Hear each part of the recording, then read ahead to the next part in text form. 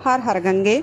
आप सभी को दशहरा महापर्व की बहुत बहुत शुभकामनाएं। प्रिय श्रोताओं, हिंदू धर्म में मां गंगा को कलयुग का साक्षात तीर्थ और पाप मोचनी यानी पापों को नष्ट करने वाली माना गया है। ज्येष्ठ मास के शुक्ल पक्ष की दशमी तिथि को मनाया जाने वाला गंगा दशहरा का यह पावन पर्व सनातन परंपरा में बहुत महत्वपूर्ण है।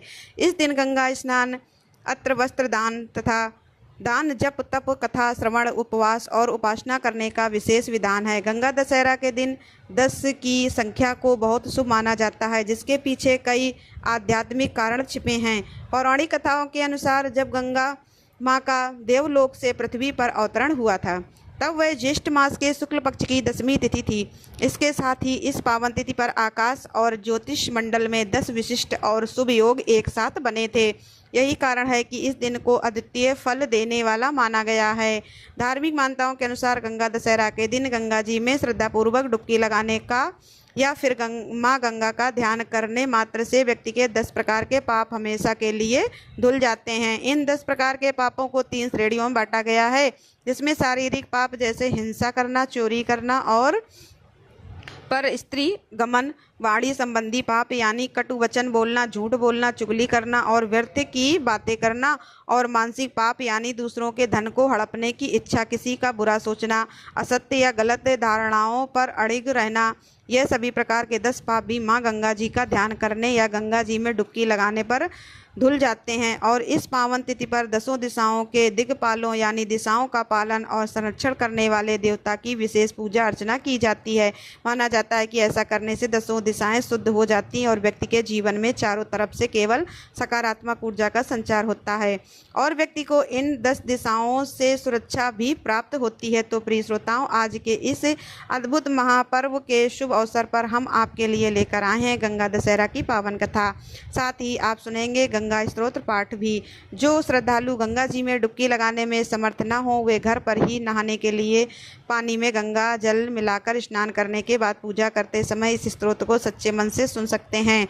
तो सभी प्रेम से बोलिए गंगे मैया की जय। प्राचीन कथा के अनुसार जिस सूर्यवंश में भगवान श्री राम जी का जन्म अयोध्या में हुआ था, उनके एक पूर्वज थे महाराज सगर। महाराज सगर चक्रवर्ती सम्राट थे। उनकी केशनी और सुमति नाम की 2 रानियां थीं। केशनी के पुत्र का नाम असमंजस था और सुमति के 60,000 पुत्र थे।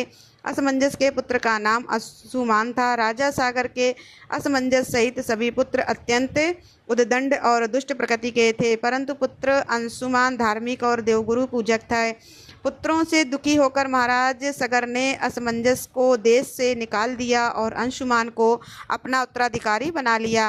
राजा सगर के 60,000 पुत्रों से देवता भी दुखी रहते थे। एक बार महाराज सगर ने अश्वमेध यज्ञ का अनुष्ठान किया और उसके लिए अश्वमेध अश्व घोड़ा, इंद्र ने अश्वमेध यज्ञ के लिए उस घोड़े को चुराकर पाताल में ले जाकर कपिल मुनि के आश्रम में बांध दिया, किंतु ध्यान में लीन मुनि इस बात को नहीं जान सके।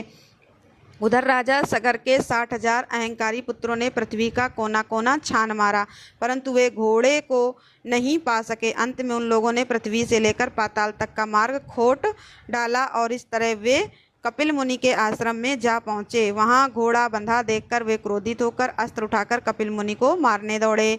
तपस्या में बांधा पड़ने पर मुनि ने जब अपनी आंखें खोली तो उनके तेज से राजा सगर के 60,000 उदंड पुत्र वहीं तत्काल भस्म हो गए। अरुण जी के द्वारा इस घटना की जानकारी मिलने पर अंशुमान कपिल मुनि के आश्रम में आए और उनकी स्तुति की। कपिल मुनि उनकी विनय से प्रसन्न होकर बोले कि अंशुमान, घोड़ा लेकर आओ और अपने पितामह का यज्ञ पूरा कराओ। यह सागर पुत्र उदंड, अहंकारी और अधार्मिक थे।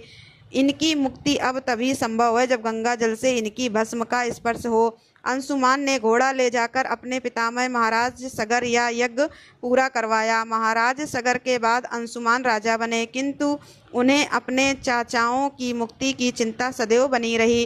कुछ समय बाद अपने पुत्र दिलीप को राज्य का कार्यभार सौंपकर वे वन में चले गए तथा गंगा जी को स्वर्ग से पृथ्वी पर लाने के लिए तपस्या करने लगे और तपस्या में ही उनका शरीरांत भी हो गया। तब महाराज दिलीप ने अपने पुत्र भागीरथ को राज्यभार देकर स्वयं पिता के मार्ग का अनुसरण किया और वे भी वन में जाकर तपस्या में लीन हो गए और उनका भी तपस्या में ही शरीरांत हुआ। परंतु तपस्या के बावजूद भी वे देवी गंगा जी को पृथ्वी पर नहीं ला सके। तब महाराज दिलीप के बाद राजा भागीरथ ने ब्रह्मा जी की ओर तपस्या की। अंत में 3 पीढ़ियों की इस समस्या से प्रसन्न होकर पितामह ब्रह्मा जी ने राजा भागीरथ को दर्शन देकर वर मांगने को कहा। तब राजा भागीरथ ने कहा, हे पितामह, मेरे 60,000 पूर्वज कपिल मुनि के श्राप से भस्म हो गए हैं। उनकी मुक्ति के लिए आप गंगा जी को पृथ्वी पर भेजने की कृपा करें। तब ब्रह्मा जी ने कहा कि मैं गंगा जी को पृथ्वी लोक पर भेज तो दूंगा, परंतु उनके वेग को कौन रोकेगा? इसके लिए तुम्हें पहले देवाधिदेव भगवान शंकर की आराधना करनी चाहिए। तब राजा भागीरथ ने एक पैर पर खड़े होकर भगवान शंकर की आराधना शुरू कर दी।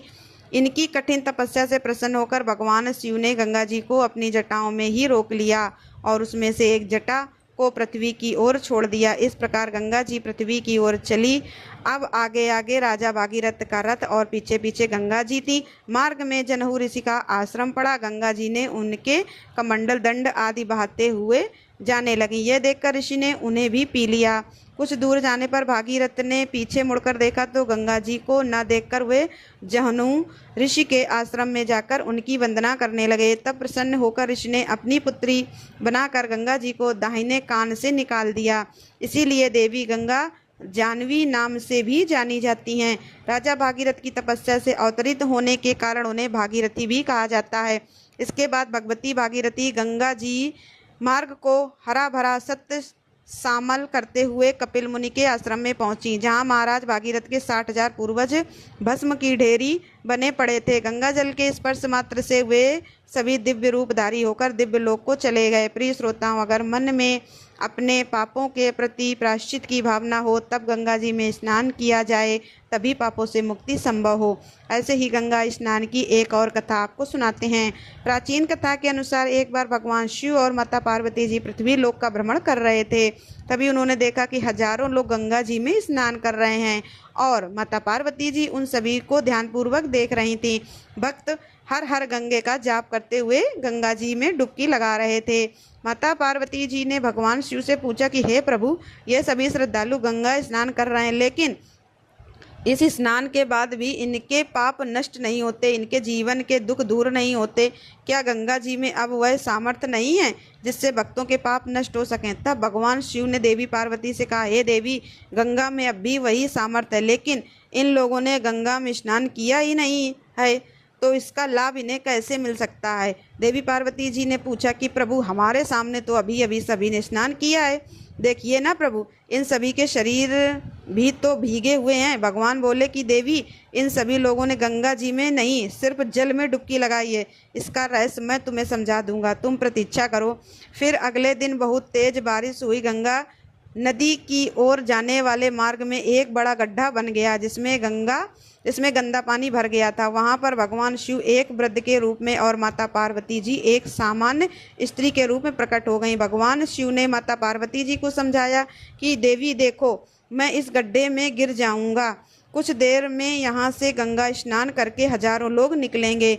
तुम उनसे मुझे इस गड्ढे से बाहर निकालने के लिए मदद मांगना और उनसे कहना कि मुझे केवल वही व्यक्ति हाथ लगाएगा जो निष्पाप हो, जिसने कभी अपने जीवन में पाप न किया हो, वही मुझे इस गड्ढे से बाहर निकाले। और अगर किसी पापी ने मुझे हाथ लगा दिया तो वह वहीं तुरंत भस्म हो जाएगा। इस तरह देवी पार्वती जी को समझाकर भगवान शिव एक वृद्ध व्यक्ति के रूप में उस गड्ढे में बैठ गए और बचाओ बचाओ चिल्लाने लगे। गड्ढे के पास में ही बैठी देवी पार्वती जी, जो एक सामान्य स्त्री थी, वे सभी लोगों से सहायता मांगने लगी कि उनके पति गड्ढे में गिर गए हैं, कोई उन्हें गड्ढे से बाहर निकालने में मदद करे। उनकी चीख पुकार सुनकर वहां पर बहुत सारे लोग इकट्ठा हो गए। जब वे लोग उस वृद्ध व्यक्ति को गड्ढे से बाहर निकालने के लिए बढ़ने लगे, तब देवी पार्वती जी ने कहा कि इन्हें वही व्यक्ति हाथ लगाएगा जो निष्पाप हो, वरना वह भस्म हो जाएगा जिसने कोई भी पाप किया हो। अब यह बात सुनते ही जो लोग सहायता के लिए आगे बढ़ रहे थे वे तुरंत पीछे हट गए। सभी ने सोचा कि ऐसा ना हो कि इसकी मदद करने के चक्कर में हम किसी मुसीबत में फंस जाएं। ऐसा सोचकर वे लोग वहां से निकल गए। गंगा स्नान करके लोग आ रहे थे, जा रहे थे, लेकिन कोई भी वृद्ध व्यक्ति की मदद करने के लिए आगे नहीं बढ़ रहा था। ऐसे ही शाम हो गई। तब भगवान शिव ने देवी पार्वती जी से कहा, देखा देवी, यहाँ कोई ऐसा नहीं आया जिसने आस्था और विश्वास के साथ गंगा स्नान किया हो। तभी वहाँ पर एक और युवक आया और वह हर हर गंगे का जाप कर रहा था। उसने वृद्ध व्यक्ति को गड्ढे में फंसा देखा तो वह मदद करने के लिए आगे बढ़ा। तभी देवी पार्वती बोली कि रुको, इन्हें वही व्यक्ति बाहर निकाल सकता है जो निष्पाप हो। क्या तुम पूरी तरह निष्पाप हो? उस युवक ने कहा कि माते, आपको मेरे निष्पाप होने पर संदेह क्यों है? देखिए ना, मैं अभी भी गंगा स्नान करके आया हूँ। गंगा जी में स्नान करने के बाद भी पाप रहते हैं क्या? आस्था के साथ गंगा स्नान करने से मैं पूरी तरह पवित्र हो गया हूँ। मेरे सभी पाप धुल गए हैं और ऐसा मेरा विश्वास है। इतना बोलकर उस युवक ने वृद्ध को गड्ढे से बाहर निकाल लिया। तब भगवान शिव और देवी पार्वती उस युवक पर प्रसन्न हुए और अपने वास्तविक रूप में उसे दर्शन दिए। अब माता पार्वती जी समझ गईं कि हजारों लोगों में से बस इस एक व्यक्ति ने ही आस्था और विश्वास के साथ गंगा स्नान किया है। बाकी सब लोग तो सिर्फ स्नान करने आते हैं, इसलिए उनके पाप नहीं धुलते और उनके जीवन में दुख भी सदैव बने रहते हैं। आप सुनिए श्री गंगा स्तोत्र हिंदी में। ओम शिव स्वरूपा श्री गंगा जी को नमस्कार है। कल्याणी गंगा को नमस्कार है। देवी गंगा आप विष्णु रूपिणी हैं, आपको नमस्कार है। ब्रह्मा स्वरूपा आपको नमस्कार है। रुद्र रूपिणी आपको नमस्कार है। शंकर प्रिया आपको नमस्कार है। देव स्वरूपिणी आपको नमस्कार है। औषधि रूपा आपको नमस्कार है। आप सबके संपूर्ण रोगों की श्रेष्ठ वैद्य हैं, आपको नमस्कार है। स्थावर और जंगम प्राणियों से प्रकट होने वाले विष का आप नाश करने वाली हैं, आपको नमस्कार है। संसार रूपी विष का नाश करने वाली जीवन रूपा आपको नमस्कार है। आध्यात्मिक, आदि दैविक और आदि भौतिक तीनों प्रकार के क्लेशों का संहार करने वाली आपको नमस्कार है। प्राणों की स्वामिनी आपको नमस्कार है। नमस्कार है। शांति का विस्तार करने वाली शुद्ध स्वरूपा आपको नमस्कार है। सबको शुद्ध करने वाली और पापों की शत्रु स्वरूपा आपको नमस्कार है। भोग, मोक्ष तथा कल्याण प्रदान करने वाली आपको बारंबार नमस्कार है। भोग और उपभोग देने वाली भोगवती नामा से प्रसिद्ध आप पाताल गंगा को नमस्कार है। मंदाकिनी नाम से प्रसिद्ध था स्वर्ग प्रदान करने वाली आप आकाश गंगा को बार बार नमस्कार है। आप भूतल, आकाश और पाताल तीन मार्गों से जाने वाली और तीनों लोकों की आभूषण स्वरूपा हैं, आपको बारंबार नमस्कार है। गंगा द्वार, प्रयाग और गंगा सागर संगम, इन तीन विशुद्ध तीर्थ स्थानों में विराजमान आपको नमस्कार है। क्षमावती आपको नमस्कार है। गाहर, पत्य, आहिनी और दक्षिणांगनी रूप त्रिविध आग्नियों में स्थित रहने वाली तेजोमयी आपको बार बार नमस्कार है। आप ही अलकनंदा हैं, आपको नमस्कार है। सुधा धारामयी आपको नमस्कार है। जगत में मुख्य सरिता रूप आपको नमस्कार है। रेवती नक्षत्र रूपा आपको नमस्कार है।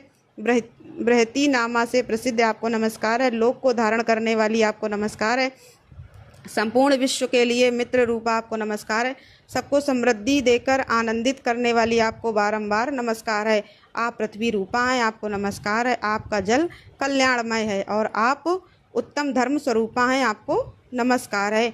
छोटे बड़े सैकड़ों प्राणियों से सेवित आपको नमस्कार है। सबको तारने वाली आपको नमस्कार है, बारंबार नमस्कार है। संसार बंधन का उच्छेद करने वाली अद्वैत रूपा आपको नमस्कार है।